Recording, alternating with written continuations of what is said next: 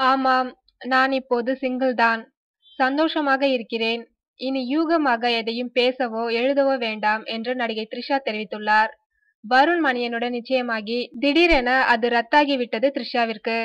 இது பற்றிய செய்திகள் தான் கடந்த 2 வாரங்களாக மீடியாக்களில் போதும் போதும் எனும் அளவிற்கு வெளியாகி கொண்டிருக்கிறது.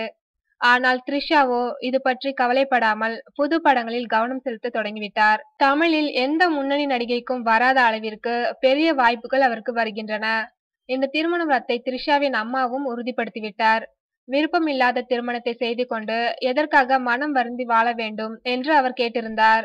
இந்நிலையில் இதுவரை அமைதியாக இருந்து வந்த த்ரிஷா திருமணம் ரத்தானதை வெளிப்படையாகவே குறிப்பிட்டுள்ளார். ட்விட்டரில் வெளியாகி கொண்டிருக்கும் பல்வேறு யூக செய்திகள் போதும். ஆமாம், நான் சிங்கிளாகத்தான் இருக்கிறேன். போதும் விட்டுவிடுங்கள். தனியாக இருப்பதில் சந்தோஷமாக இருக்கிறேன். நன்றி என்று குறிப்பிட்டுள்ளார். திருமண ரத்து குறித்து முதல் முறையாக த்ரிஷா ஒப்புக்கொண்டுள்ளதால் இனி யூகத்திற்கு இடமில்லை. முற்றுப்புள்ளிதான்.